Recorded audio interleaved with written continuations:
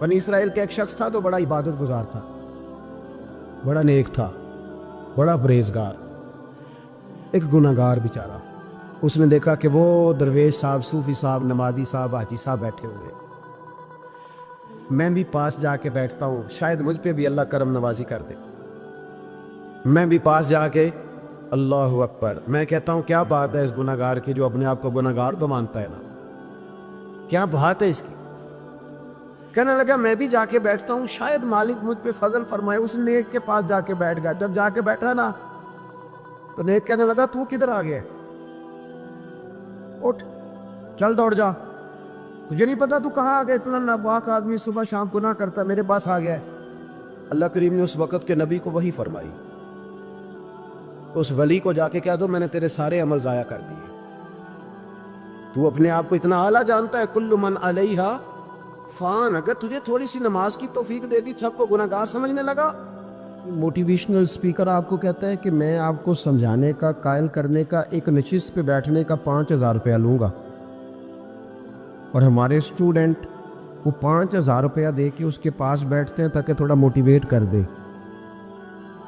لیکن اتنی کتابیں لے کے عالم جمعے والے دن بیٹھا ہے،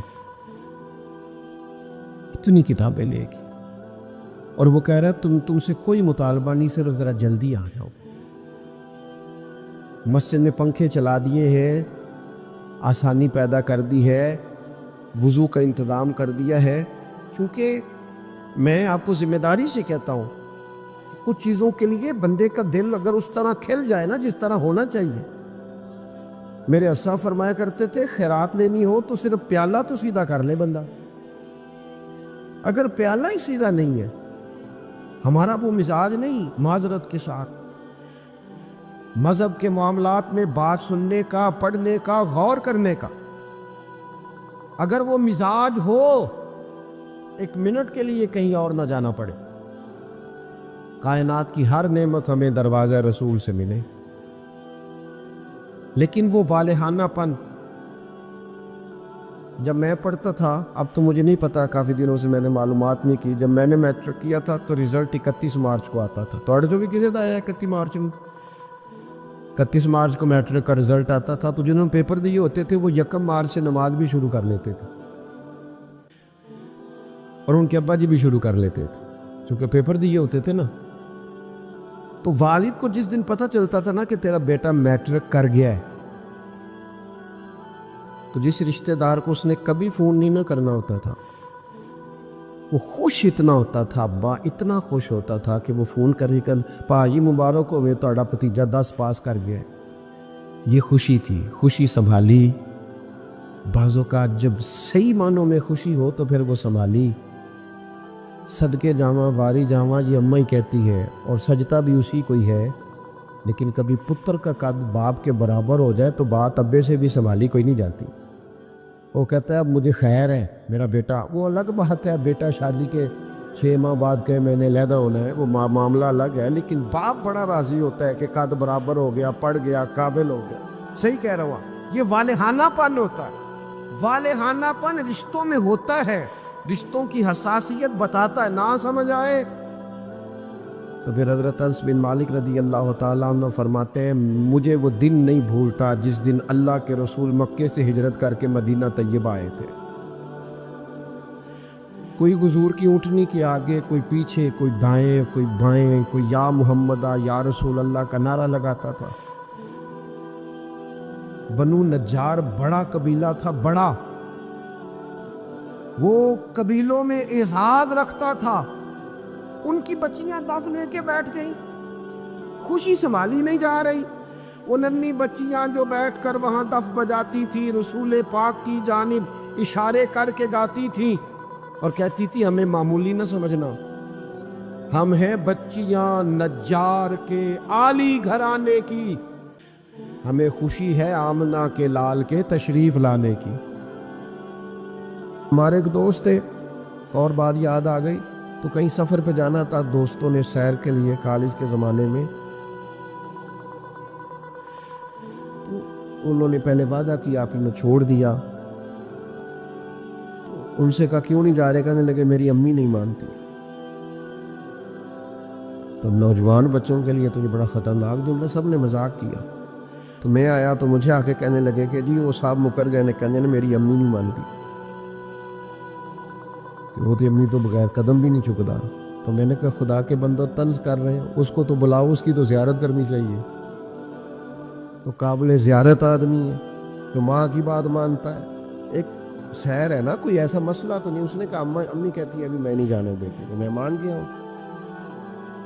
تو یہ قابل تحسین ہے کہ قابل تنقید ہے، آپ نے اسے تنقید کا باعث بنا لیا ہے۔ بوڑھوں کے لیے اسلام نے جو حقوق بیان کیے، بیان کرتے کرتے مدینے والے حبیب نے بات اتنی کھول دی، حضور فرمانے لگے تمہیں پتہ ہے تمہیں جو رزق دیا جاتا ہے وہ تمہارے ضعیفوں کی وجہ سے دیا جاتا ہے۔ یہ جو تمہارے گھر میں پیسے آتے ہیں، یہ جو تم پر فضل ہوتا ہے، یہ جو لوگ تمہارا اکرام کرتے ہیں، یہ جو دنیا تمہارے لیے اٹھ کے کھڑی ہوتی ہے، اور یہ جو لوگ تمہیں اعزاز دیتے ہیں، اور یہ جو تمہاری جھولیاں بھری رہتی ہیں، حضور فرمانے لگے تمہارے ضعیفوں کی وجہ سے رزق دیا جاتا ہے۔ یاد رکھنا، ہر چیز کے پیچھے محنت نہیں ہوتی، بہت ساری چیزوں کے پیچھے دعا بھی ہوتی ہے۔ کبھی ماں کے ہاتھ اٹھے تھے، اس نے کہا تھا اللہ میرے پتر نو اینا دیں کو سامنے آنا جائے۔ کبھی باپ نے کہا تھا کہ اس نے میری خدمت کی ہے، بھوکا نہیں مرے گا کبھی بھی۔ وہ کبھی جو التجا ہے، وہ دعا ہے، وہ جو برکت ہے تمہارے گھر میں، وہ جو بوڑھوں کے ساتھ تمہارا رویہ اعلیٰ ترین ہونا چاہیے، اس پر یار نئے سرے سے غور کرنے کی ضرورت پڑ گئی ہے۔ بزرگ کونوں میں بیٹھ کے کہتے ہیں، نکروں میں بیٹھ کے کہتے ہیں مینوں پوچھ دے نہیں، میرے نال صلاح نہیں کر دے، میرے کو چپ کر کے لنگ جان دے۔ مینوں تے کو پوچھتا ہے تو میں چپ کر کے کہنا بچے بڑے نیک نے، بڑے اچھے نے، لیکن میں کیسے اپنے پیٹ سے کپڑا ہٹاؤں؟ میرے عزیزو، رسول رحمت صلی اللہ تعالی علیہ وسلم نے ان بوڑھوں کے ساتھ نیکی کرنے پر جو اجر بیان کیا ہے وہ بڑا انوکھا ہے۔ حضور نے بزرگوں کے ساتھ جو اکرام کرنے کے بعد اس کا نتیجہ بتایا ہے، اور جو انعام ملے گا کسی ضعیف آدمی کی خدمت کرنے پر، وہ انعام بڑا شاندار بیان کیا ہے۔ آپ کبھی ترمذی شریف کی اس حدیث پر غور کریں، میں عرض کرنے لگا ہوں تو انسان تو بڑی ساری روحانی عروج پہ چلا جائے کہ یار حد ہو گئی، اتنا بڑا انعام ملے گا۔ نبی کریم نے فرمایا اگر تو کسی بوڑھے کی اس کی بڑھاپے میں خدمت کرے گا نا، تو جب تو بوڑھا ہوگا تو اللہ تعالیٰ ایک جوان مقرر کرے گا جو تیری خدمت کرے گا۔ آپ نے خدمت کی، اور حضور فرماتے ہیں پھر اللہ ڈیوٹی لگائے گا بندے کی۔ آپ نے بوڑھے کی خدمت کی، اور جب آپ بوڑھے ہوئے تو آپ کی جو ذمہ داریاں تھیں وہ اللہ کے ذمہ کرم پہ چلی گئیں۔ اللہ نے بندہ مقرر کیا ہے، اللہ نے۔ حضور فرماتے ہیں رب نے نرخ بازار محبت کا انوکھا ہو گیا، خود خریداروں میں شامل آ کے مولا ہو گیا۔ اللہ نے ڈیوٹی لگائی، اللہ نے، کہ اس نے ایک بوڑھے کی خدمت کی تھی، اب ایک جوان اللہ مقرر کرے گا۔ اور اس حدیث میں تصریح نہیں فرمائی، یہ ترمذی کی ہے، تصریح نہیں کی کہ وہ بیٹا ہی ہوگا، بھتیجے کی بھی ڈیوٹی لگ سکتی ہے، کسی شاگرد کی بھی لگ سکتی ہے، کسی گلی محلے میں بھی کسی کے دل میں اللہ بات ڈال دیتا ہے کہ تو اس کی خدمت کر، شرط یہ ہے کہ پہلے تو نوکری کر، ڈیوٹی کر۔ ہمارے دین نے بوڑھوں کے لیے گنجائش رکھی، نماز میں سجدہ ضروری ہے، قیام فرض ہے، لیکن اگر کوئی بوڑھا ہو گیا، ضعیف ہو گیا تو کہا کوئی حرج نہیں، بیٹھ کے پڑھ لو اللہ قبول کر لے گا، اشارے سے پڑھ لو اللہ قبول کر لے گا۔ تم اگر حج نہیں کر سکتے، صحت اجازت نہیں دیتی، فرض ہے، سرمایہ ہے، تو کسی کو بھیج کے کرا لو۔ جب اللہ تعالیٰ کمزوروں کے لیے اتنی گنجائش پیدا فرماتا ہے تو ہمارے دلوں میں بھی تو گنجائش ہونی چاہیے نا۔ ہمارے دلوں میں بھی عمر رسیدہ ہونا، عمر کا بڑا ہونا اعزاز ہے۔ کچھ نہ کریں، اپنے دل میں ان کا اکرام تو کریں۔ میں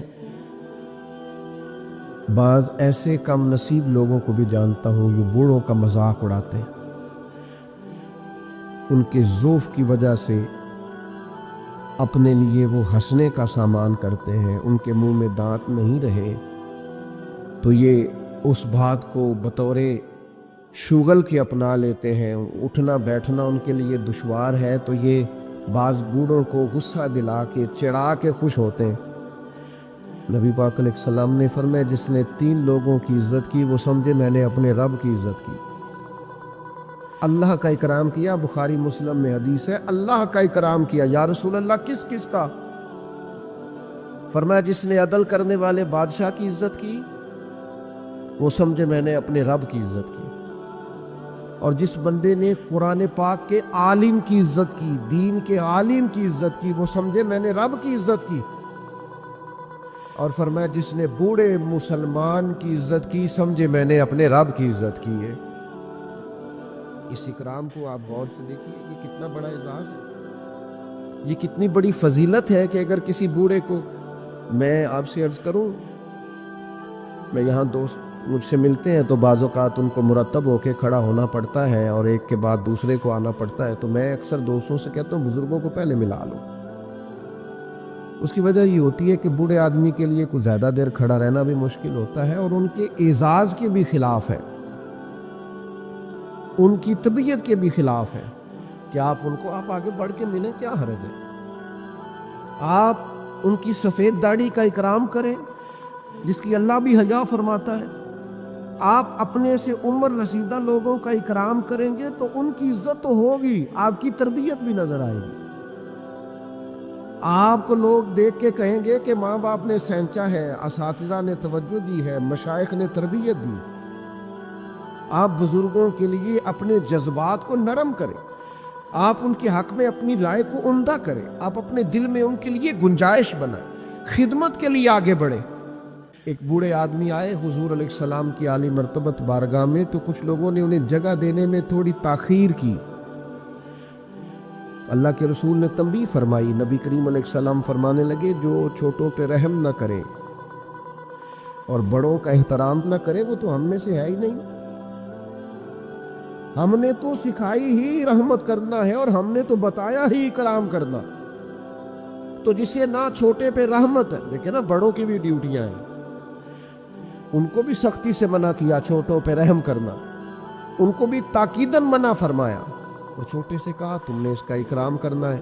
مجھے بتائیے کتنا حسین سنگم بنے گا، کتنا شستہ عمل بنے گا اور کس قدر خوبصورت ماحول بنے گا، بڑا شفقت ہی کرتا جا رہا ہے اور چھوٹا احترام ہی کرتا جا رہا ہے، انداز کتنا انوکھا ہوگا، خوشبو کتنی پھیلے گی، ٹھنڈک کتنی ہوگی، اس کے اندر حسن کتنا چھلکے گا۔ تو میرے عزیز اپنے بزرگوں کا، ضعیف لوگوں کا کچھ اکرام کریں۔ بعض لوگ کہتے ہیں ابا جی سخت بڑے ہیں، اور بہت سارے ایسے لوگ ہیں جو ابا جی کی سختی کا بیان کرتے ہیں، حالانکہ وہ ان کا افسر بھی سخت ہے،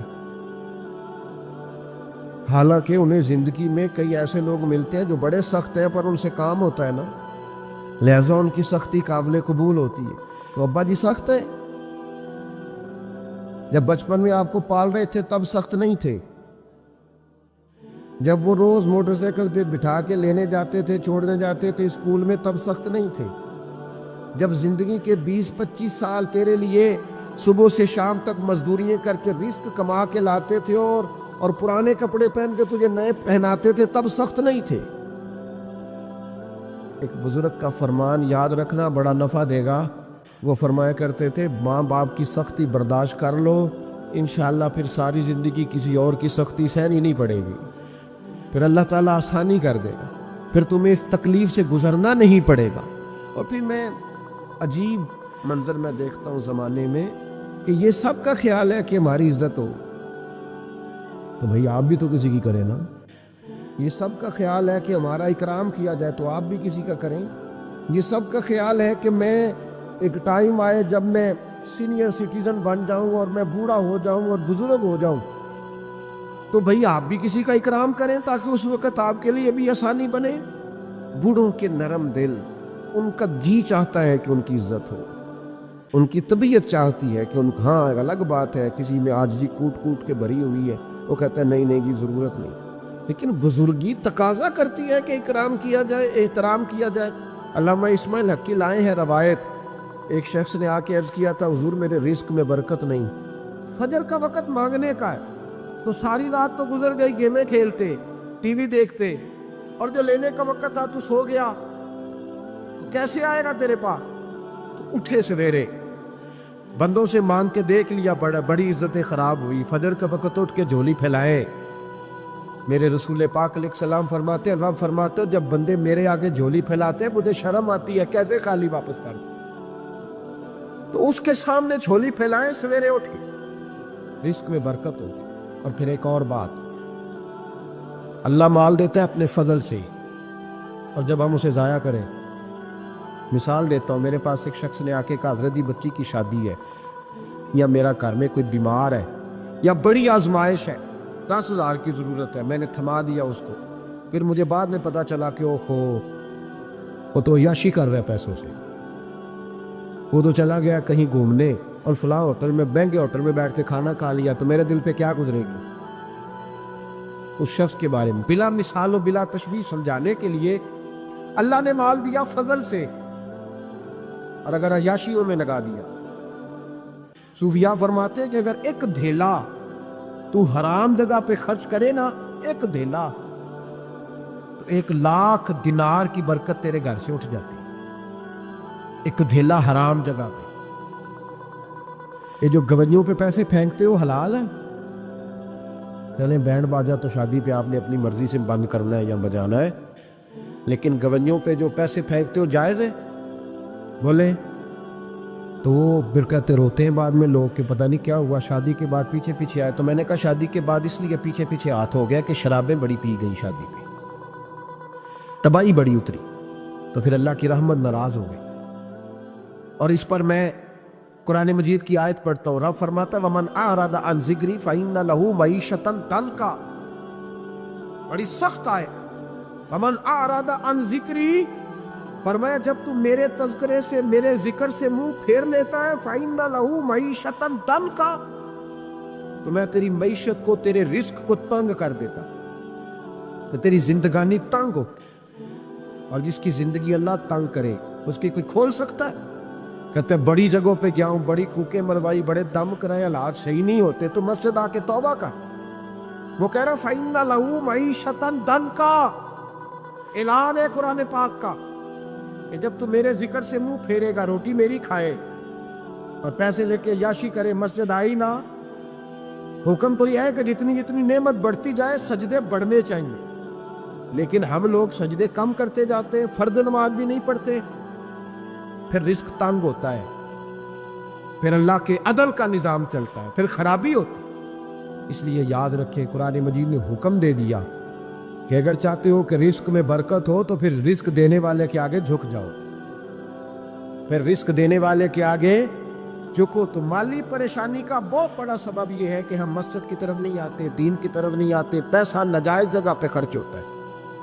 آپ یقین کریں مسجدوں کا حال خستہ ہے، مدارس کا حال قابل رحم ہے، قابل رحم حالت ہے مدارس اسلامیہ، اور لوگ پیسہ کہاں خرچ کرتے ہیں؟ میں تو یہ روتا رہتا ہوں، ہر جگہ روتا ہوں، میں دنیا کے کسی پاکستان کے کونے میں بیٹھتا ہوں تو روتا ہوں، ایکٹر پل گئے، اور اہل سنت کا تو ویسے اللہ حافظ ہے، قوالوں کی کوٹھیاں دیکھنے کے قابل ہے، اور نعت خواں جو سر سیکھتے ہیں رات کو کہیں بیٹھ کے اور صرف آواز سریلی ہے، ان کے مکان پجاروں دیکھنے کے قابل، اور جس شخص نے ساری زندگی رسول اللہ کا دین پڑھایا، ساری زندگی، شیخ الحدیث مزاج کے لوگ ہیں جن کی بیٹیوں کی شادیاں بھی ہونے والی ہیں۔ مدارس کے بچے موٹے کپڑے پہن کے گرمیوں میں گھومتے ہیں، موٹے کپڑے، اور کوئی چودھری اگر کبھی دینے آتا ہے نا کسی مدرسے میں پیسے تو کہتا ہے جی وہ میں نے 50,000 روپیہ خرچ کرنا ہے، تو کوئی جگہ کوئی کام بتائے کون سا ہونے والا ہے؟ میں کہتا تو لہجہ کہا رہی، یہ کام بتائے۔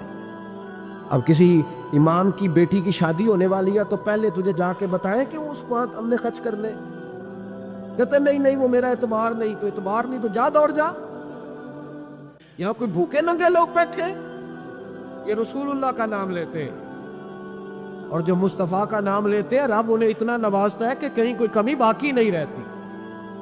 وہ کمال کر دیتا ہے جب وہ دیتا ہے. دروازہ رسول سے جسے ملتا ہے میرے اعلیٰ حضرت بول کے کہ کون دیتا ہے؟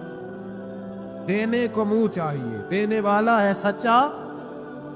میں بہت دور تھا پنجاب کے کونے میں، تو محفل سے فارغ ہوا 5,000 کے نا 4 نوٹ ایک چودھری صاحب نے علیحدہ علیحدہ کر کے. اس طرح شادیوں پہ نہیں دیتے 2,000 دا وکھرا وکھرا کرنا نظر آوے. انہوں نے کتنے نہیں لگے کہ 1000 ہی دے گیا، تو علیحدہ علیحدہ کر کے نا 4 نوٹ تو یوں کیا حضرت صاحب یہ. میں نے کہا تو شاید مجھے جانتا نہیں، پتہ نہیں میں کون ہوں.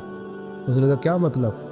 میں نے کہا بڑی بڑی بڑی مسجدوں میں لوگوں نے کہا آ جاؤ. میں نے کہا وہاں رہنا ہے جہاں مسجد بھی ہو اور اللہ کی دی ہوئی عزت بھی ہو. بڑے اداروں میں تو باتیں بڑی سننی پڑتی ہے، تو سمجھے ہی نہیں ہمیں. تو نے یہ کس طرح کی بات کر دی؟ اس کو اٹھا کے لے جا. غیرت ہے بڑی چیز جہان تگ و دو میں، پہناتی ہے یہ فقر کو تاج سردارا.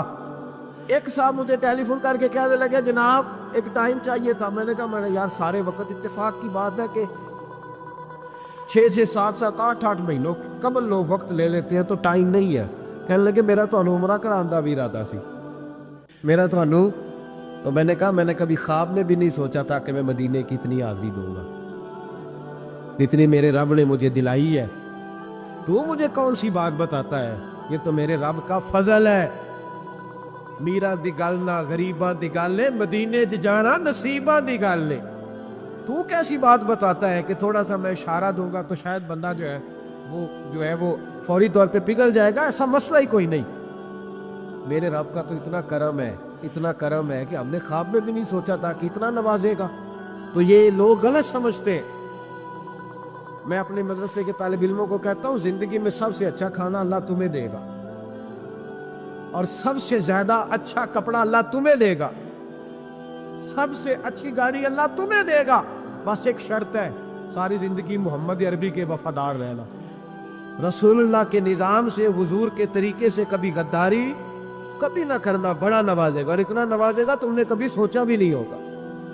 تو یاد رکھیں اللہ رزق میں برکت دیتا ہے، لیکن اس وقت جب ہم اپنی زندگی حقیر کرتے ہیں نا. اب جہاں آنے لگا ہوں وہاں آپ کو لانا چاہ رہا ہوں. ہم پتہ کیا کرتے ہیں؟ ہاتھ پھیلاتے. بڑے بڑے رئیس اعظم ہو کے لوگ ہاتھ پھیلاتے. اگر آپ ناراض نہ ہو تو ایم این اے نے بھی انویسٹر رکھے ہوتے ہیں، ایم پی کا بھی انویسٹ، وہ بھی فون کرتا ہے کہ اتنی فلیکس تیرے ذمے، اتنے تیرے ذمے. یہ مت سمجھے کہ مانگنے والا چھوٹا طبقہ ہے. یہاں بڑے بڑے لوگ ہیں. یہاں تو پولیس افسر بھی دکان پہ آ جائے تو دکاندار پریشان ہوتا ہے کہ یہ مفت ہو رہا ہے، یہ پیسے نہیں دے گا. تو یہاں مانگنے کے سٹائل بڑے بڑے نرالے، بڑے بڑے لوگ ہیں. ناراض نہ ہوئیے گا، سب کی بات نہیں کر رہا، لیکن اللہ ماشاءاللہ اکثر کی بات کر رہا ہوں. اب میرے نبی پاک صلی اللہ علیہ وسلم نے درس دیا، فرمایا زندگی میں ہاتھ نہ پھیلانا کبھی بھی. زندگی میں کبھی بھی ہاتھ، مالی پریشانی کا حل بتایا. میرے حبیب فرمانے لگے یوں نہ کرنا ورنہ پھر دوبارہ ساری زندگی اس طرح نہیں ہو سکے گا. فرمایا اپنی غربتیں چھپا کے رکھ. اگر اللہ کبھی آزمائش ڈالے تو اللہ کے ساتھ بات کر، اس کے نیک بندوں کے ساتھ بات کر. کبھی بھی یوں نہ کرنا ورنہ ساری زندگی پھر تم مانگتا ہی رہے گا. یا رسول اللہ کیا کرے؟ فرمایا تو دینے کا ارادہ کر، اللہ بھی تجھے مالا مال فرما دے. تو جس نے ہاتھ پھیلایا ہوا ہے نا، اسناد خان نے بھی، مولوی نے بھی، ایم این اے نے بھی، ایم پی اے نے بھی، اور وزیر نے بھی، اور مشیر نے بھی، اور کیا بتائیں کہاں تک. ہمارا تو وزیر اعظم کسی ملک چلا جائے تو اگلا ملک پریشان ہو جاتا ہے کہ شاید کچھ لینے آیا. پاکستان مانگنے کے لیے نہیں بنا تھا، یہ دینے کے لیے بنا تھا. یہ تو دینے کے لیے بنا تھا. یہ تو وہ سلطنت بنائی گئی تھی جو درویشوں نے قائم کر دی اور اس ملک کو بھکاری بنا دیا ہے. لیکن ہم پھر بھی مایوس نہیں. یہ مٹی بڑی حسین ہے. انشاءاللہ تعالیٰ یہاں سے ایسے پھول کھلیں گے کہ ساری دنیا کو خوشبو جائے. اس دھرتی سے انشاءاللہ تعالیٰ ایسے درخت اگے گے کہ سارا زمانہ سائے میں بیٹھے گا. میں دور نہیں نکلنا چاہتا. ایک رزق کی تنگی کا معاملہ یہ ہے کہ ہم مانگتے ہیں. کچھ لوگ اس لیے بھی کسی سے سوال کر لیتے ہیں کہ کوئی کہے نا امیر بڑا ہے. سوال شادی کا موقع آتا ہے تو 2-4 دوستوں کو فون کر لیتے ہیں، پھر رشتہ داروں کو بتاتے پھرتے ہیں کہ میں نے تو قرضہ پکڑ کے نکاح کیا ہے، قرضہ پکڑ کے رجسٹری کرائی ہے، تاکہ لوگ تو جب تو ایک دفعہ مانگ لیتا پھر ساری زندگی تیری مالی مشکلات حل نہیں ہوتی. ایک وجہ یہ ہے. اب آئیے ان پریشانیوں کے کچھ روحانی علاج ہے. دو ایک باتیں عرض کروں. سورہ طلاق 2-3 نمبر آیت کی گھر جا کے تلاوت کریں. رب کریم نے فرمایا وَمَن يَتَّقِ اللَّهَ يَجْعَل لَّهُ مَخْرَجًا. فرمایا جب تو اللہ سے ڈرے گا تو اللہ ہر مشکل سے نکلنے کا تجھے رستہ عطا فرما دے گا. اور کیا خوبصورت انداز ہے قرآن مجید کا, اور ہم نے اس کا لاکھوں بار تجربہ کیا, بیسوں اور سینکڑوں بار یہ چیز ذاتی طور پر پریکٹیکل سے گزری. اللہ نے فرمایا ہر مشکل سے نکلنے کا راستہ بھی دے گا, وَيَرْزُقْهُ مِنْ حَيْثُ لَا يَحْتَسِبُ, اور اللہ تجھے وہاں سے رزق دے گا کہ تو نے کبھی سوچا بھی نہیں ہوگا. وَيَرْزُقْهُ مِنْ حَيْثُ لَا سے دے گا کہ تو نے کبھی سوچا بھی. ایک صحابی تھے حضرت عوف بن مالک رضی اللہ تعالیٰ, کہتے میرا بچہ کافروں نے قید کر لیا, گھر میں غربت پہلے بڑی زیادہ تھی, میں دروازہ رسول پہ آیا, حضور اب کیا کروں؟ تو کہتے ہیں نبی پاک نے فرمایا بھروسہ اللہ کی ذات پہ کر, توکل اللہ کی ذات پہ کر, اور گھر جا کے تسبیح لے کے میاں بیوی بیٹھ جا اور پڑھو لا حول ولا قوت الا باللہ العلی العظیم. جاؤ پڑھو جا کے. کہتے میں گھر بیٹھا ابھی چند تسبیحاں پڑھی تھی کہ دروازے پہ دستک ہوئی. دروازہ کھولا تو میرا بیٹا دروازے پہ کھڑا تھا. پلٹ کے دیکھا تو 400 بکریاں بھی لایا تھا. اور میں نے کہا بیٹا یہ کیسے آ گئی؟ کہنے لگے ابا جی مجھے ایک حویلی میں کافروں نے قید کیا ہوا تھا, میں بڑا پریشان تھا, لیکن ابھی تھوڑا دیر پہلے پتہ نہیں کیا ہوا, میں نے یوں ہاتھ لایا تو رسیاں کھل گئی. باہر نکلا ہوں تو 2-3 بندوں پہ نیند کا ایسا غلبہ تھا کہ بے ہوش ہو کے گرے ہوئے تھے. 400 بکریاں بھی تھی, میں نے دروازہ کھولا, بکریاں میرے ساتھ دوڑنے لگ گئی ہیں, تو میں 400 بکری بھی لے آیا ہوں. پلٹ پلٹ کے دیکھتا رہا ہوں, پر میلوں کا سفر ہوا وہ آئے ہی نہیں. تو والد کہنے لگے بیٹا چلو پہلے مصطفیٰ کریم سے جا کے پوچھ لیں, دیکھیں کیسے مالی مسئلے حل ہوتے. حضور سے جا کے پوچھے کہ ہمارے لیے جائز بھی ہے کہ نہیں. کہتے ہیں دروازہ رسول پہ جا کے ہم کھڑے ہی ہوئے تھے کہ نبی پاک نے فرمایا دیکھا رب کریم کا فضل, دیکھا, فرمایا تیرا بیٹا بھی آ گیا, تیری غربت کا بھی حل ہو گیا ہے, یہ کافر کا مال ہے, اسے مال غنیمت سمجھ کے استعمال کر, تیرا ہی ہے. تو لا حول ولا قوت الا باللہ العلی العظیم پڑھیں تو رزق میں پڑھیں گے انشاءاللہ. بول کے بتائیے پڑھیں گے انشاءاللہ تعالی. لیکن سنی قوم تویز پہ لگ گئی ہے, کہتے وظیفہ پڑھنا پڑتا ہے, آپ لکھ کے دیں گلے میں ڈالنے کے لیے تاکہ وہ ڈالتا جاؤں اور میرے اوپر پیسوں کی بارش ہوتی جائے. وظیفہ پڑھے, وظیفہ پڑھے. سنیں ایک اور وظیفہ سنیں, امام قرطبی نے تفسیر قرطبی میں لکھا رزق کی برکت کا وظیفہ. امام قرطبی نے لکھا ہے حضرت انس بن مالک رضی اللہ تعالیٰ عنہ کہتے ہیں ایک شخص حضور کی بارگاہ میں آیا, کہا یا رسول اللہ صلی اللہ علیہ وسلم غربت بڑی ہے, بڑا دکھی ہوں, بڑا پریشان ہوں. تو حضور نے وظیفہ بتایا, فرمایا جب بھی گھر جاؤ نا گھر والوں کو سلام کہنی ہے, السلام علیکم. یعنی کب کہنی ہے؟ جب بھی جاؤ. کب کہنی ہے؟ یعنی گھر سے نکلے ماچس لینے کے لیے, واپس آ کے کہنا السلام علیکم. پھر گھر والوں نے کہا ہو یاد نہیں رہا تھا, وہ تو چینی بھی ختم ہو گئی ہے. پھر گئے چینی لینے تو واپس آ کے پھر السلام علیکم. انہوں نے کہا خو ناراض نہ ہوئیے گا, پتی بھی نہیں چائے کی. اب واپس گئے تو پھر واپس آ کے کیا کہنا ہے؟ تو نبی پاک صلی اللہ علیہ وسلم نے فرمایا جب بھی گھر جا السلام علیکم کہے, اور 3 دفعہ سورۃ اخلاص پڑھ دی. اور سورت بھی وہ بتائی جو سب کو آتی ہے, قل هو اللہ احد اللہ الصمد لم یلد ولم یولد ولم یکن لہ کفوا احد. 3 دفعہ یہ پڑھ دے. صحابی بڑے سیانے تھے, بڑے مسئلے حل کرتے تھے ہمارے, فٹافٹ بول پڑے وہ صحابی, کہنے لگے حضور میری تو چھوٹی سی فیملی ہے, کئی دفعہ بچے گھر نہیں ہوتے, ننیال گئے ہوتے ہیں, تو پھر کیا کروں؟ حضور نے فرمایا جب گھر میں کوئی نہ ہو تو اپنے نبی پہ درود و سلام پڑھ دینا, تیرے نبی کا کرم تو تیرے گھر میں ہوگا نا. حضرت انس بن مالک رضی اللہ تعالیٰ عنہ فرماتے ہیں کہ ہم انتظار میں تھے کہ بندہ واپس آئے اور رزلٹ بتائے. کہتے ہیں وہ کچھ دنوں کے بعد واپس آئے تو عجیب بات کی انہوں نے.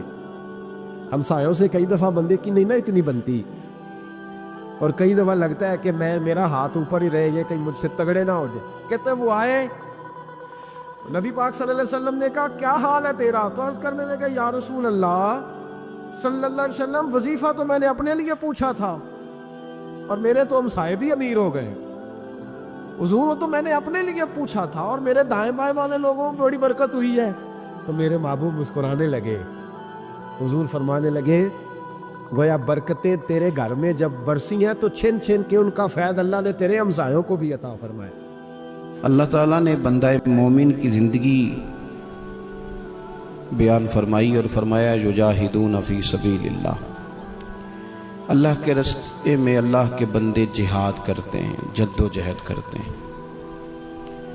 ولا یخافون لومۃ لائم, اور اگر کوئی ان کی ملامت کرے, کوئی انہیں برا کہے تو وہ اس کی پرواہ کوئی نہیں کرتے. ذالک فضل اللہ, یہ ان پر اللہ کا فضل ہے. یؤتیہ من یشاء, اور رب جسے چاہتا ہے اپنا فضل عطا کر دیتا ہے. مسلمان اور مسلمان کا مقصد یہ مسلسل جد و جہد کا نام ہے, مسلسل کوشش میں رہنا, اپنی روحانی ترقی کے لیے بھی, معاشی ترقی کے لیے بھی, دینی عروج کے لیے بھی, اسلامی اقدار کے لیے مسلسل کوشش میں رہنا.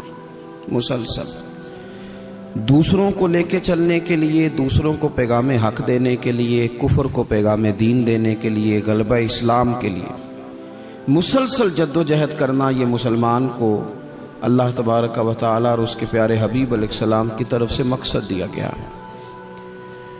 کنتم خیر امت اخرجت للناس, تم بہترین امت ہو, لیکن یاد رکھنا تمہیں لوگوں کے نفع کے لیے پیدا کیا گیا ہے. تأمرون بالمعروف وتنہون عن المنکر, تم نے لوگوں کو معروف کا حکم دینا ہے اور منکرات سے منع کرنا ہے. مقصود اگر زندگی میں کچھ ہو پھر زندگی صحیح گزرتی ہے. بے مقصد جب ان لوگ زندگی گزارتے ہیں تو آہستہ آہستہ پریشان رہنے لگ جاتے ہیں. مقاصد کیا تھے؟ مقصد یہ تھا کہ میں نے 2-4 کروڑ روپیہ زندگی میں جمع کرنا ہے, تو ہو گیا جمع, اب کیا کرے؟ اب پریشان رہنے لگ گیا. اب کہتا ہے پتہ نہیں سارا کچھ ہے, میرا دل ہی نہیں لگتا. مقصد اس کا یہ تھا کہ میں نے بہت اچھی بلڈنگ بنانی ہے, بہترین مکان بنانا ہے, تو بن گیا مکان. اب بھائی یہ چھوٹے مقاصد تھے. میں نے ملک سے باہر جانا ہے, جا کے سیٹ ہونا ہے, تو ہو گیا سیٹ. اب مقاصد جب تک بڑا نہیں ہوتا, مسلمان مقصد حیات کو جب تک پہنچتا نہیں اور جب تک وہ صحیح ڈائریکشن پر چڑھتا نہیں, اتنی دیر وہ پریشان ہے. وہ ٹامک ٹونیاں ضرور مارتا ہے, وہ والی بیماریاں ڈھونڈ کے لے آتا ہے جو دراصل اس کی بیماریاں ہیں ہی نہیں. وہ ڈھونڈتا چونکہ ان چیزوں کو ہے, پھر علاج بھی انہی کا کرتا رہتا ہے. یاد رکھیں, زندگی با مقصد بنائیں. مقصد کیا ہو؟ نیری روٹی کمانا مقصد نہ ہو, روٹی کمائیں بھی اور لوگوں کو کھلائیں بھی. آپ اگر اس لیے مال بڑھائیں گے کہ میں مالدار ہو جاؤں, تو یہ تو محمود نہیں, یہ پیارا نہیں آپ کا یہ نظریہ. لیکن اگر مال اس لیے کمائیں کہ یا اللہ پیسے دینا, پر مجھے طریقہ بھی حضرت عثمان غنی والا دینا, مجھے سلیقہ حضرت عبد الرحمن ابن عوف والا دینا. آپ اگر مقاصد کے تحت زندگی گزاریں گے تو بے چین نہیں رہیں گے. اگر آپ کا کوئی مقصد ہے, آپ اگر صحابہ کرام علیہم رضوان کی مقدس زندگیوں کو دیکھیں تو کوئی مقصد تھا, کچھ پیچھے چھا جس کے لیے وہ جد و جہد کر رہے تھے. حضرت مولا علی شیر خدا کرم اللہ تعالی وجہ الکریم. ایک بات کرتا ہوں, ایک مثال دیتا ہوں. حضرت علی شیر خدا کا شمار بظاہر ابھی بچوں میں ہوتا تھا جب کلمہ پڑھا, اور جب ساری برادری اکٹھی تھی اور حضور نے فرمایا میں اللہ کا رسول ہوں, کون کون میرے ساتھ دین کی مدد کرے گا, کون مشکل وقت میں حفاظت کرے گا, تو سب چپ رہے. حضرت علی اٹھ کے کھڑے ہو گئے, کہا یا رسول اللہ میں محافظ بھی بنوں گا اور دین کا مددگار بھی بنوں گا. اب ایک مقصد بنا لیا ہے کہ میں نے تلوار لینی ہے, میں نے دین کی حفاظت کرنی ہے, میں نے یہ کام کرنا. ایک مقصد تو ہے نا یار, ایک پروگرام بنا لیا ہے. اب حضرت مولا علی شیر خدا ہر میدان میں پہلی صف میں نظر آئے. ایک موقع ایسا آیا جہاں میرے حبیب علیہ الصلوۃ والسلام نے فرمایا کہ علی تم مدینے میں میرے پیچھے رہو، بچے ہیں، عورتیں ہیں، نگہبانی ہے، اور میں اس لیے اسی طرح تمہیں چھوڑ کے جا رہا ہوں جس طرح حضرت موسیٰ علیہ السلام جناب ہارون کو چھوڑ کے گئے تھے، مگر یہ کہ میرے بعد نبی کوئی نہیں۔ ایک موقع پر صرف چھوڑ کے گئے، جہاد پہ ساتھ نہیں لے کے گئے، تو حضرت علی رونے لگے۔ اللہ کرے آپ کو سمجھ آئے میری بات کی۔ بچہ ہمارا بھی روتا ہے، پر وہ کہتا ہے میں نے سیر کے لیے جانا ہے، مقصود کچھ اور بنا لیا ہے نا۔ پیسے ہمارے بچے بھی مانگتے ہیں، پر وہ کہتے ہیں کہ ٹور جا رہا ہے، میں نے ساتھ جانا ہے۔ ہمیں بھی رونا آتا ہے کئی دفعہ، لیکن وہ جو پارٹی ہم نے قابو کرنی تھی وہ کوئی اور کر کے لے گیا، یہ تو گاہک میرا تھا، یہ دائیں بائیں کیسے نکل گیا۔ رونا تک آ جاتا ہے، ان کا بھی رونا تھا۔ عرض کی یا رسول اللہ صلی اللہ علیہ وسلم آپ مجھے بچوں اور عورتوں پر چھوڑ کر جا رہے ہیں؟ تو حضور صلی اللہ تعالی علیہ وسلم نے فرمایا علی اسی طرح چھوڑ کے جا رہا ہوں جس طرح حضرت ہارون کو جناب موسیٰ کلیم چھوڑ کے گئے تھے۔ بھائی ایک مقصود تھا کہ میں نے میدان میں رہنا ہے، ایک ارادہ کیا تھا، ایک پروگرام بنایا تھا، پھر ساری زندگی وہ میدان میں رہے۔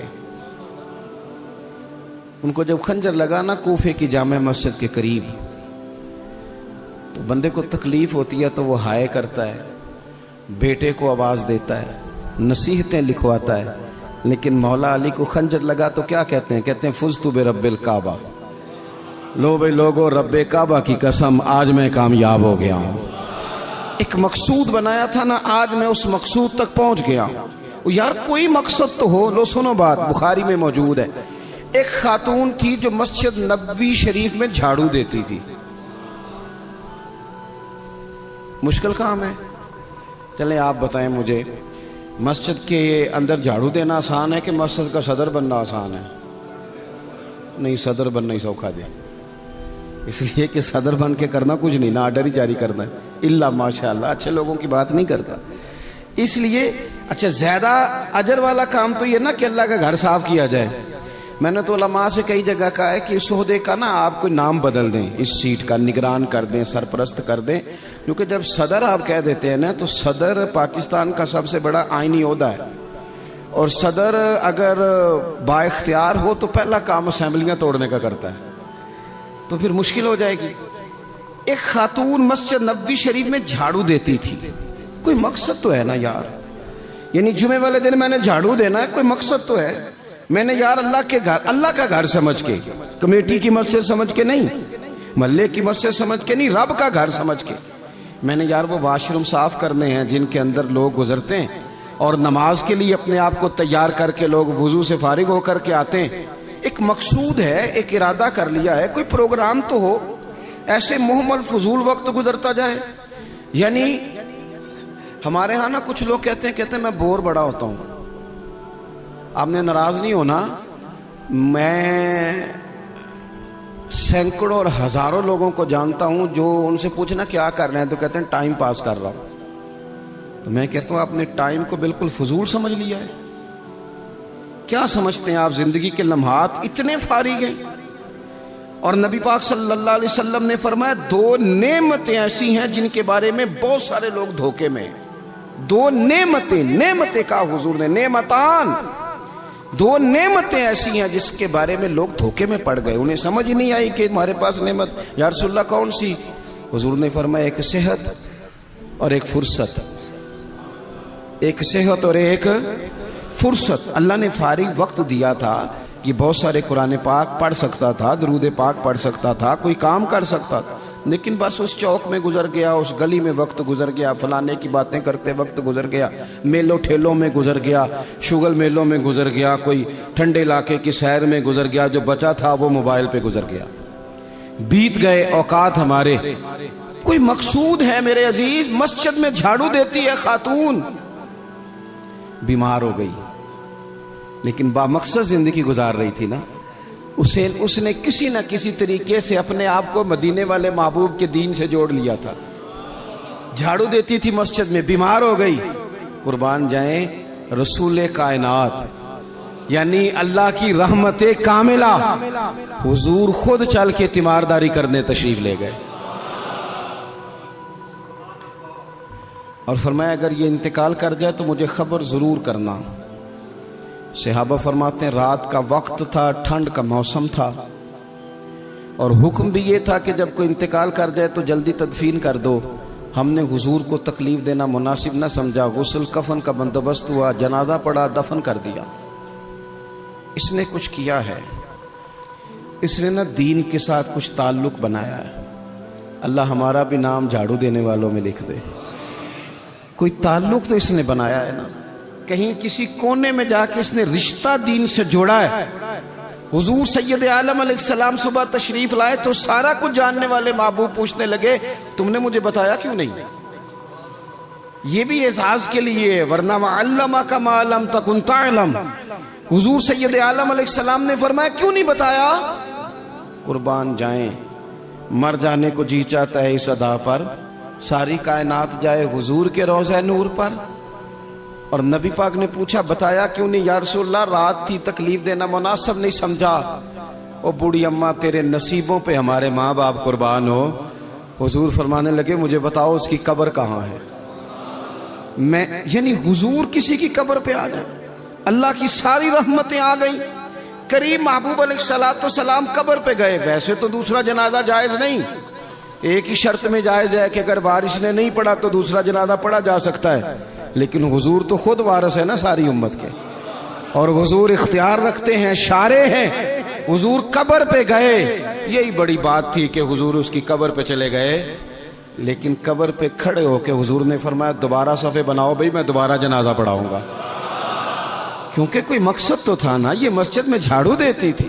آخری ویلے میری آنکھیاں راہ تکنا ہے تیرا، تیرا تے کچھ بھی نہیں جانا سجنا، پا جاویں جے پھیرا تے سوکھا نکلے ساوے ظہوری، جے ویخ لواں مکھ تیرا۔ حضور تشریف لے آئے، خود تشریف لے آئے، اور قبر مبارک پر کھڑے ہو کے دوبارہ جنازہ پڑھائے۔ نوجوانوں، بڑا وقت ضائع ہو گیا، بڑا۔ ہم نے زندگی میں جو سب سے زیادہ چیز ضائع کی ہے وہ وقت ہے۔ یاد رکھنا، مجھے نہ بتانا، کسی دوست کو نہ بتانا، لیکن اپنے آپ سے ضرور سوال کرنا کہ زندگی میں ہمیں جتنی ناکامیاں ملی ہیں نا، اس کی اصل وجہ یہ ہے کہ ہم نے وقت ضائع کیا ہے، اور بڑا ضائع کیا ہے۔ ہم ایک تو مقصد نہیں بنا سکے، دوسرا اپنے وقت کو صحیح مینج نہیں کر سکے۔ ہم بڑا کچھ کر سکتے تھے، اللہ تبارک و تعالیٰ نے صلاحیت دی تھی، بہت سارے کام ہم اپنے ذمے لیتے تو کر جاتے، لیکن وقت ضائع کیا۔ امام بہقی نے حدیث لکھی ہے، میرے رسول پاک صلی اللہ تعالیٰ علیہ وسلم نے ارشاد فرمایا جب صبح دن چڑھتا ہے نا تو دن اعلان کرتا ہے، وہ دن اعلان کرتا ہے، کہتا ہے میں آج آیا ہوں، آج کے بعد نہیں آؤں گا، آج کے بعد نہیں آؤں گا، کچھ کرنا ہے تو کر لو۔ آج جو دن آیا ہے نا، آج یہ قیامت تک دوبارہ واپس نہیں آئے گا، کچھ کر لو۔ جس نے آج تلاوت نہیں کی اس کا یہ دن بغیر تلاوت کے گزر گیا۔ میرے عزیز، جس نے آج درود پاک نہیں نہ پڑھا، حضور کو یاد نہیں کیا، اس کا یہ دن گزر گیا بغیر درود پاک۔ جس نے آج سجدوں کی کثرت نہیں کی، یہ دن بیت گیا، دن کہتا ہے دوبارہ نہیں آؤں گا۔ حضرت عمر بن عبدالعزیز رحمت اللہ علیہ سے کسی نے کہا حضور یہ کام رہنے دیں، کل کر لیں گے۔ تو آپ فرمانے لگے اگر یہ کام کل کروں گا تو جو کام کل کرنے وہ کب کروں گا؟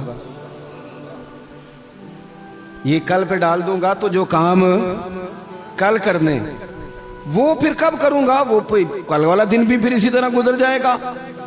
39 سال عمر پائی حضرت عمر بن عبدالعزیز نے۔ کتنی؟ ہلکا سا بولیے گا، 1 کم 40، 1 کم 39 سال عمر۔ پچھلے بادشاہ ظالم تھے، یہ ان کے ظلم بھی ہو گئے، عوام کے ساتھ بڑی جگہ پہ وہ خیر نہیں کر پاتے تھے، جناب عمر وہ خیر بھی کر گئے۔ حضرت عمر بن عبدالعزیز رحمت اللہ علیہ سارا حکومت کا نقشہ بھی بدل گئے، یہ 20 قرآن بھی پڑھ گئے اور کروڑوں دفعہ مدینے والے پہ درود و سلام بھی بھیج کے چلے گئے۔ عمر 39 سال پائی، عمر 39 سال پائی۔ بیت گیا ہمارا وقت، پیچھے پلٹ کے دیکھتے ہیں تو بڑا کچھ ضائع کر آئے۔ مزید نہ کرنا، مزید نہ کرنا۔ اپنے اگر ہم چاہتے ہیں معاشرہ اصلاح پذیر ہو تو ایک تو با مقصد دوسرا وقت بالکل کسی موقع پہ ضائع نہیں کرے گا, کسی موقع. امام شافعی رحمۃ اللہ علیہ فرمایا کرتے تھے, میں نے صوفیاء سے ایک بات سیکھی ہے جس نے مجھے بڑا نفع دیا ہے. حضور وہ کیا ہے؟ آپ فرماتے ہیں صوفیاء فرمایا کرتے ہیں کہ وقت ایک تلوار ہے, اسے اپنے ہاتھ میں کر لو تو بڑی مشکلات کاٹ ڈالو گے, اور اگر تم نے اس کو اپنے ہاتھ میں نہ کیا تو پھر وقت تو تلوار ہی ہے, یہ تمہیں کاٹ ڈالے گا, پھر تم کٹ جاؤ. جوان بالخصوص یہ ٹائم پاس یہ نکال دیں. مزاج بن گیا ہے ہمارا شغل میلے کا, گپیں گھنٹوں بھی ہوں تو وقت کا پتہ نہیں چلتا. شغل میلے کا, میں آپ کو پتہ ہے ہم غلام ہیں اولیاء کے, ہم صوفیاء کے نظریات کو قرآن و سنت کی ترجمانی سمجھتے ہیں, لیکن یہ کہ آپ نے نہیں دیکھا ہوگا کہ 20 لوگ اکٹھے ہو کے کسی جگہ ایک گلی سے نکلے ہوں, کوئی پوچھے کدھر جا رہے ہو تو کہیں ہم جمعہ پڑھنے جا رہے ہیں مسجد میں. 20 ہو کے نہیں نکلتے, لیکن اگر ٹھنڈے علاقے میں سیر کرنے جانا ہو تو 20 کی بس بھر جاتی ہے کہ نہیں؟ اگر کہیں فلانی جگہ میلہ لگا ہوا ہے تو پھر 2-3 گلیوں سے بسیں بھر جاتی ہیں کہ نہیں؟ میں اکثر کہتا ہوں کہ آپ نے شغل میلہ بنا لیا ہے مزارات کو. شغل میلہ, سارے رستے میں نماز نہیں پڑھی. کیا مزاج, وقت کو ضائع کر رہے ہیں اور بڑا زیادہ کر رہے ہیں, اور یہ پلٹ کر ہاتھ نہیں آئے گا. جن لوگوں نے کام کیا, ہمارا ہزارہ اختلاف ہے یورپ کے ساتھ, پر یہ بات تو مان جاؤ نا, انہوں نے اپنا وقت مینج کر لیا ہے, مینج کر لیا. ہم ابھی تک ہیں, بہت ساری چیزیں ہیں ناروں میں زندہ ہیں, انہوں نے مینج تو کیا ہے. تیسری بات میرے عزیز اصلاح معاشرہ کے لیے جو بڑی اہم اور بڑی ضروری ہے وہ یہ ہے کہ ترجیحات کا تعین کریں زندگی میں. میری دراصل ترجیح کیا ہے, اصل مقصود کیا ہے. یہ ہمارے مذہبی اجتماعات ہوتے ہیں, مجھ سے لوگ وقت لینے کے لیے آتے ہیں, بڑے اچھے لوگ ہوتے ہیں, خیر کے لیے آئے ہیں ورنہ ہمیں کون پوچھتا ہے. تو میں کئی دفعہ پوچھتا ہوں دوستوں سے کہ جو آپ محفل کرا رہے ہیں تو کوئی پس منظر بھی تو بیان کریں نا, مقصود کیا ہے. چلیں اتنا ہی کہہ دیں کہ ثواب کی نیت سے کرا رہے ہیں, اللہ ہمیں اجر دے گا, لیکن یہ کہ مقصود ہی نہیں پتا. جوانوں کی بڑی بڑی جماعتیں بنی ہوئی ہیں, مقصود کا ہی نہیں پتا دراصل جانا کس طرف. اپنی زندگی میں ترجیحات, اور جب ترجیحات طے کریں تو ضروریات کو آگے رکھیں, فرائض کو ہمیشہ آگے رکھیں. جو فرائض ہیں, جو واجبات ہیں, ان کو ہمیشہ پہلا درجہ دیں. بہرحال محفل کرانا مستحب ہے, اور نماز پڑھنا, آہستہ کیوں بولتے ہیں آپ, نماز پڑھنا, ختم شریف دلانا بہرحال مستحب ہے, لیکن صحیح قرآن پاک پڑھنا سیکھنا ضروری ہے. جو زیادہ ضروری ہے وہ کیوں نہیں کر رہے. ترجیحات اگر آپ لے آئیں گے نا, میں بہت سارے لوگوں کو جانتا ہوں توجہ سے ختم دلاتے ہیں. ہمیں بھی کہتے ہیں مولانا اس دفعہ ابا جی کے ختم پہ آپ کی باری ہے, پچھلے سال فلانے کو بلایا تھا, اس سے پچھلے سال فلانے کو. بھئی آپ نماز پڑھتے ہیں؟ کہتے ہیں آپ دعا کریں. آپ دعا کریں میں شروع کر دوں. تو میں کہتا ہوں اگر نماز کی دعا کرانی ہے گھر بیٹھے بیٹھے مجھ سے, تو ختم کی دعا نہیں گھر بیٹھے بیٹھے ہو جاتی, وہ بھی کر دیتا ہوں. یہیں سے اللہ تعالیٰ ان کی مغفرت فرمائے. ترجیحات ہمیشہ آپ کے جو ضروری کام ہیں یاد رکھ لیں. آپ کے مدرسہ بڑا ہی ضروری ہے. میں کسی کی تعریف بڑا کم کرتا ہوں, اس لیے کہ تعریف خوشامد بن جاتی ہے تو بندہ مشکل میں آ جاتا ہے. لیکن ابھی میں آیا ہوں نا تو یہاں بچے ساتھ قرآن پاک پڑھ رہے تھے. میرے حاشیہ خیال میں یہ بات بھی آ سکتی تھی کہ قاری صاحب نے, حضرت صاحب نے چھٹی کیوں نہیں کرائی, مسجد میں محفل ہے. لیکن آپ یقین کریں کہ میرا دل اتنا ٹھنڈا ہے, میں نے کہا یہ بالکل صحیح کر رہے ہیں, ان کو پڑھنا ہی چاہیے. یہ جو کام ان کے لیے زیادہ ضروری ہے, ان کے گھر والوں نے جگر کے ٹکڑے دیے پڑھانے کے لیے, تو جو جس کام کے لیے بھیجے ہیں وہ کام ضروری ہے وہی نہیں کرنا چاہیے. ترجیحات تو طے کرے میرے بھائی. دراصل ترجیح کیا ہے؟ حضرت طلحہ رضی اللہ تعالیٰ عنہ فرماتے ہیں ایک بدو حضور کی بارگاہ میں آیا, سادہ بندہ, بال بکھرے ہوئے, حالت بڑی پراگندہ, مشکات میں حدیث ہے. اس نے آن کر کے عرض کی یا رسول اللہ صلی اللہ تعالیٰ علیہ وسلم, حضور مجھے بتائیے اسلام کیا ہے, اسلامی احکامات بتائیں. تو حضور نے کلمہ شہادت کے بعد فرمایا کہ وقت پر نماز پڑھنا, دن اور رات میں 5 نمازیں تیرے اوپر ضروری ہیں. اس نے عرض کی حضور کچھ نفل بھی پڑھوں؟ تو فرمایا اگر تو اپنی طرف سے پڑھے تو بڑا ہی اچھا ہے. اس نے کہا اس کے بعد فرمایا سال میں 1 مہینے کے روزے رکھنا. عرض کی حضور کچھ نفلی بھی رکھوں؟ فرمایا رکھے تو بڑا بہتر ہے. پھر فرمایا حج فرض ہو جائے تو پہلی فرصت میں کرنا. حضور کچھ ساتھ نفلی بھی کروں؟ فرمایا کرے تو اچھا ہے. پھر فرمایا زکات دے زکات. اس نے عرض کی یا رسول اللہ صلی اللہ تعالی علیہ وسلم کچھ نفلی صدقات بھی کروں؟ فرمایا کرے تو بڑا اچھا ہے. اس نے یہ باتیں سن کے نہ صرف فرائض کی تعلیم دی, فرائض کی. آج جو خطیب مجھے اور آپ کو نقطے سنائے ہم توجہ سے سنتے ہیں, اور اگر فجر میں امام صاحب وضو کے مسئلے بتائیں تو کہتے ہیں ایڈا عالم ہی نہیں. عالم تھے اسی جن نے کل بڑی اونچی تقریر کی تھی. اگر وہ آپ کو غسل کا طریقہ بتائے تو لوگ کہتے ہیں یہ تو علم کی شاید بات ہی نہیں. وہ نقطہ بیان کرنے والا, وہ جس کی آواز زیادہ بلند ہو رہی تھی. آواز بلند ہونا زیادہ ضروری نہیں ہوتا, دلائل بلند ہونا ضروری ہوتا ہے. آپ کی دلیل کتنی مضبوط ہے یہ زیادہ اہم ہے. تو اللہ کے محبوب علیہ السلام نے فرمایا فرض نماز پڑھ, زکات دے, رمضان کے روزے رکھ, حج کر. حضور سید عالم صلی اللہ تعالی علیہ وسلم نے یہ ترجیحات بتائیں. وہ شخص پتہ ہے حضور سے کیا کہتا ہے؟ کہتا ہے یا رسول اللہ جو میں نے آپ سے سنا ہے نہ کمی کروں گا نہ اضافہ کروں گا. گویا وہ مان گیا کہ میں ترجیح دوں گا فرائض کو. تو رسول پاک صلی اللہ علیہ وسلم نے فرمایا صحابہ کی طرف دیکھ کے فرمایا اگر یہ جو کہہ رہا ہے اس پہ ڈٹا رہا, جو اس نے کہا ہے اگر وہ سچ کیا اس نے, تو فرمایا پھر یہ بندہ کامیاب ہو جائے گا, پھر یہ فلاح پا جائے. آپ ترجیح ہمیشہ اہم کام کو دیں. میں جو بات کرنے لگا ہوں میرے علماء اس کی ذمہ داری لیں گے. آپ سے یہ نہیں پوچھا جائے گا کہ آپ نے مزار پہ چادریں کتنی ڈالی ہیں, یہ ضرور پوچھا جائے گا کہ ماں باپ کی خدمت کی کہ نہیں کی. تو جو ترجیح ہے مزار پہ چادر ضرور ڈالیں, منع نہیں, پر یہ کہ وہاں وقت پہ جانا, وہاں ڈیوٹی ٹھیک کرنا اور اماں ابا گھر میں پریشان ہو.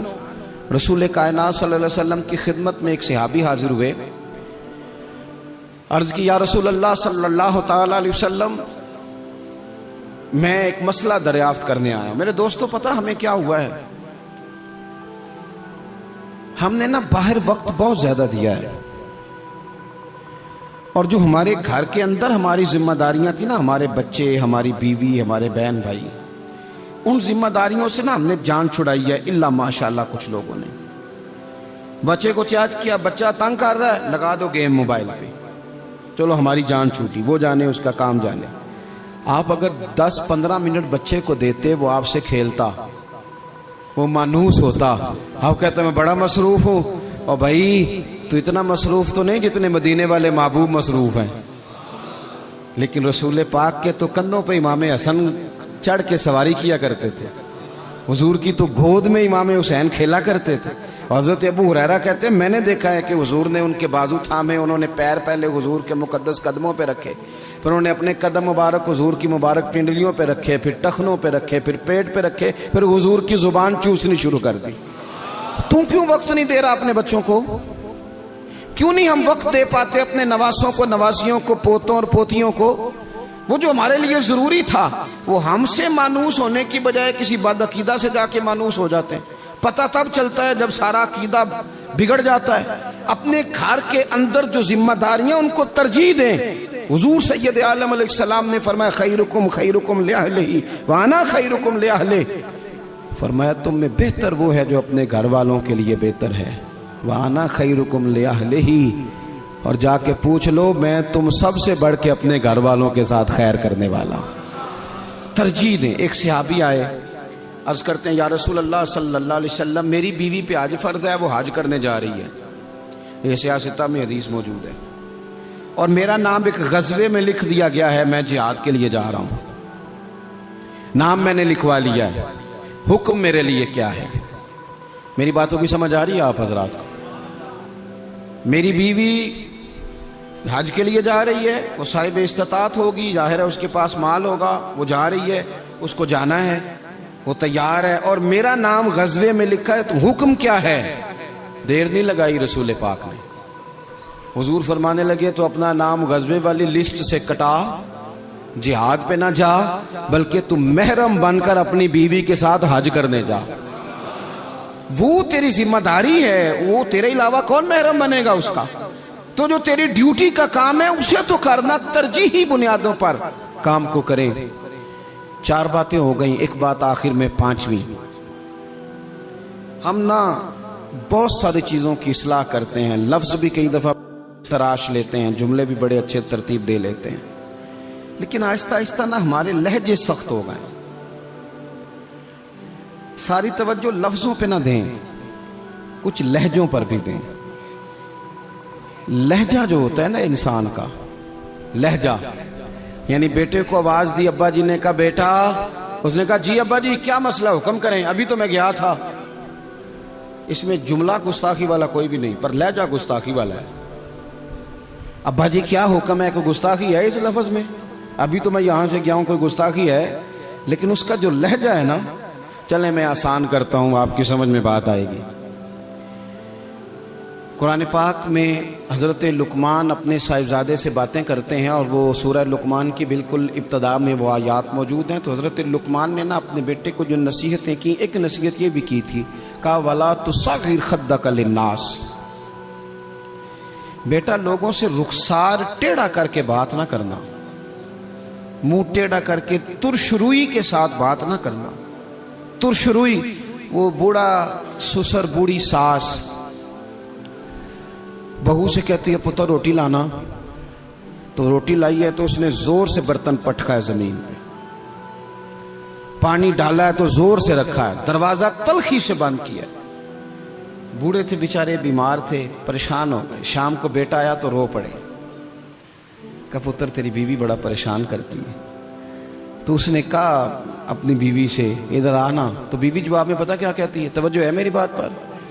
वो कहती है अब्बा जी ने पूछो मैं आख्या की है, आख्या वाकई कुछ नहीं सुन। अगर वो लफ्ज बताना चाहे तो लफ्ज वाकई कोई उसने कहा ही नहीं, तो बताए कहां से? उसने वाकई कुछ नहीं कहा। अब्बा जी से पूछे मैंने, कहा क्या? अम्मा जी से पूछे मैंने, तो क्या बताए अब्बा जी? गिलास बोलेगा कि इसने तलखी से मुझे फेंका था, कि दरवाजा बोलेगा? अब वो जो तलखी है ना, वो रवैये की है। हमारा ना सिर्फ मसला, मैंने कुरान मजीद पढ़ा है कि जनाब लुकमान ने अपने बेटे से कहा पुत्र रुखसार टेढ़ा करके लोगों से बात, थोड़ा सा रवैया तो ठीक हो ना। हमारे रवैये ना, किसी जगह थोड़ी देर के लिए ट्रैफिक बंद हो तो लोगों का रवैया देखना, थोड़ी देर के लिए किसी जगह अगर ठहरना पड़ जाए तो मिजाज देखें लोगों का। हमारा आप किसी से ना किसी के बारे में सवाल करें, पूछें सियासतदान कैसे होते हैं, फिर हमारा रवैया देखें। आप पूछें पुलिस वाले किस तरह के होते हैं, फिर देखें रवैया। आप पूछें तेरा क्या ख्याल है अपने ससुराल वालों के बारे में, फिर रवैया देखें। चलें आप अच्छे लोग हैं और मस्जिद में भी बैठे हैं और बावजूद भी हैं, गलत बात तो करनी नहीं।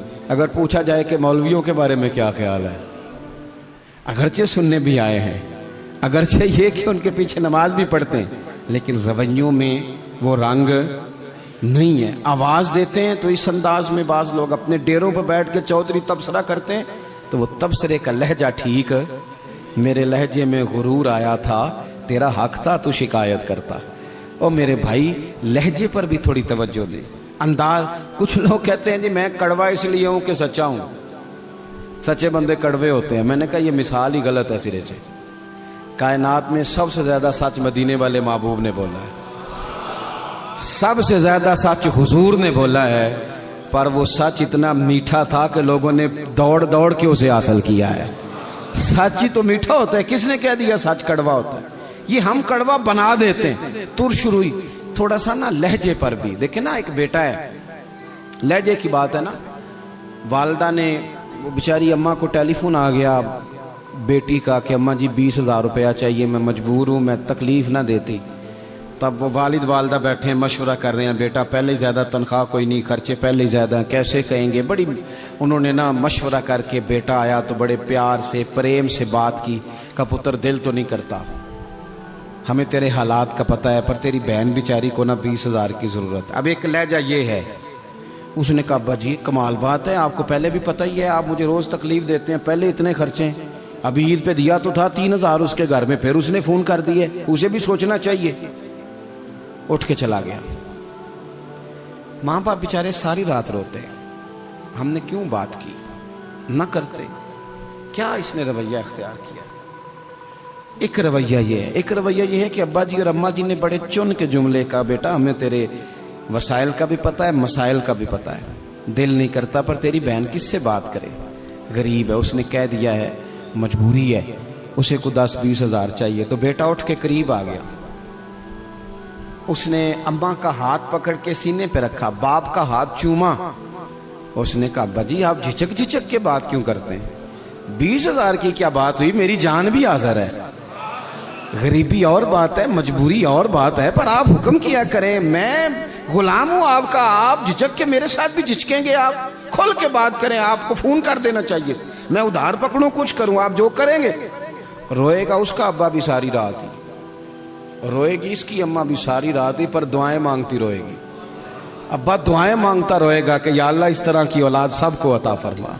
روئے گا, رویے, لہجے, انداز, گفتگو, اس میں تبدیلی کی ضرورت ہے, اس میں تبدیلی کی ضرورت ہے.